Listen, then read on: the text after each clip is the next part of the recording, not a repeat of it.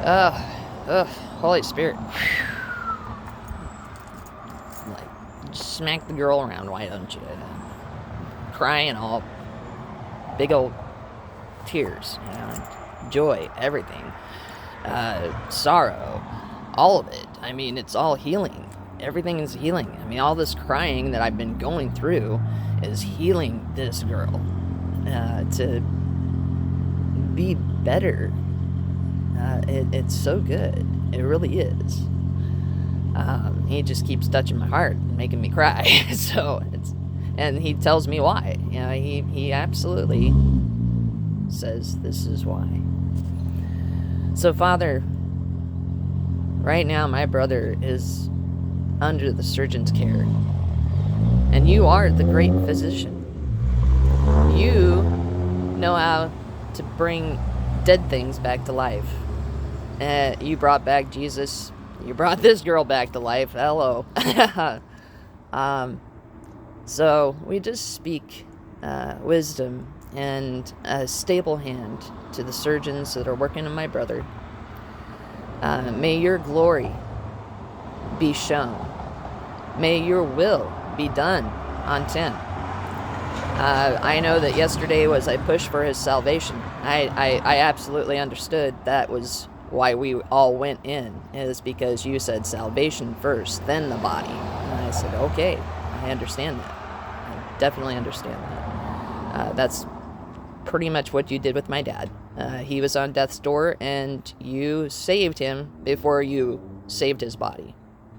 And so we thank you, because we know that you are merciful, and you are good, and that what you say is true and righteous and holy.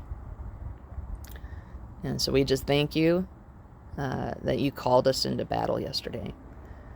And we thank you ahead of time, before we even see the fruit, that my brother is saved. And that this is a fire that is lighting through my family right now. I think my mom is starting to hear. And that is huge. That is so huge that my mom is hearing. That's a start. That's a seed. Right there is a seed. Okay, last night, I'm never off work with God, okay, ever. I might go to work in the physical, but he is still working right now in me. So last night, I'm making dinner, which is, a normal Tuesday night. We're making mac and cheese. We're doing homemade chili mac, okay? So I had to, he's got the recipe, he's modifying it as as I have like the recipe, he's telling me all the modifications he wants to do on it. Mike is, he was the cook when he could move, and so now I'm his hands. So I listen to what he says, I do what he tells me to do, because that's me helping him make dinner for his family. Pretty cool. So part of the ingredients is bell peppers. And these bell peppers that we used, he grew in his backyard. They're little. They're not like, your store-bought. But they're grown. They're healthy. They're organic, because we didn't pesticide anything. So yeah, open these things up. I start cutting into them, and I realize there's no seed in these peppers. I'm like, I've never seen this. I have never seen fruit that doesn't have seed. I'm like, the hell, Lord, what is this? I'm like, this is not normal. Peppers need to have seeds in them. How else is you going to grow another pepper plant? And so I'm mulling this over, and I'm just like percolating in my head, like this is so weird. All of a sudden, he says, religion. And I went, oh, speak That's big. What did... Okay, okay, okay. Says religion kills seeds. What? Okay, keep going, keep going. So, wrote it all out. I mean, I had to write it down. Otherwise, I was going to not have anything prepared this morning. I haven't even looked at it. So, I mean, Holy Spirit's just he's already taken over this whole thing. So he says,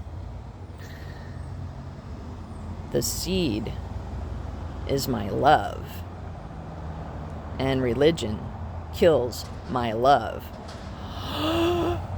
What? Okay.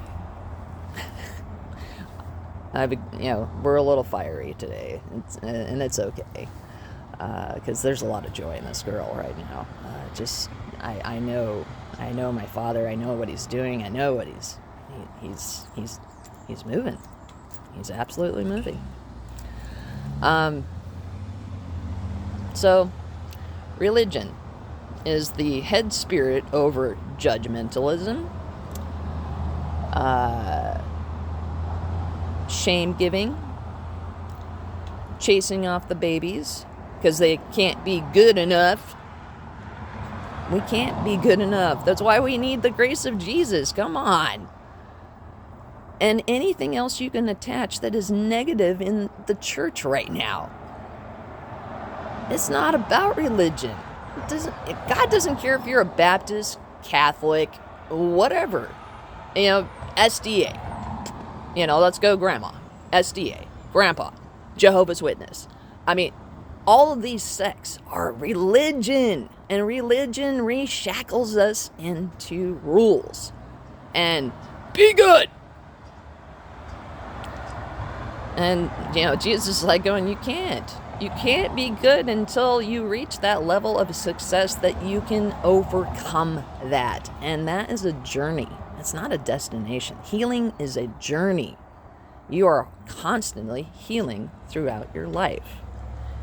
He keeps leveling you up, and you keep finding new things that you need to fix in your life. Okay, that's how this works. You're not good until he makes you good. And until then, you're going to keep falling over and over. And his grace is going to continue to cover that because the cross was enough. It paid for everything. Past, present, future sins paid already. They're already paid. Let that sink in. There's nothing you can do or will do that will separate you from God, okay? That's plain truth. Plain truth. Religion. God says religion has, came in, man-made God of religion, right? And destroyed the freedom that he offers. It's freedom to surrender. It's freedom to bend your knee. It's freedom to say, you're God, I'm not. Take the wheel. He has been directing me ever since last Tuesday. I have been growing a lot, and we have only started going forward into this new era of realization of who all three aspects of God are. I know them much better now than I ever have known them. Jesus is definitely in this heart. He is definitely attached. I have so much love. I can't contain it. I see Mike and I beam. Every time I see him, I just beam. It doesn't matter if he's beaming back at me with his crooked smile or not. I just love the guy. I'm so full of love right now, I can't keep it. I can't keep it to myself. It has to go somewhere. It has to get out because otherwise I'm going to explode. So, a little fiery. We're still flowing. But it's a little hotter, coming out. So, anyways, this is me praying to my Father and getting you all to agree with what I'm saying. And you can't grow new fruit without seed. If you don't got no seed, it's not going to happen. So go out, check out 1 Corinthians 13. It talks about what it looks like to have fruit and no seed, no love. All right, bye.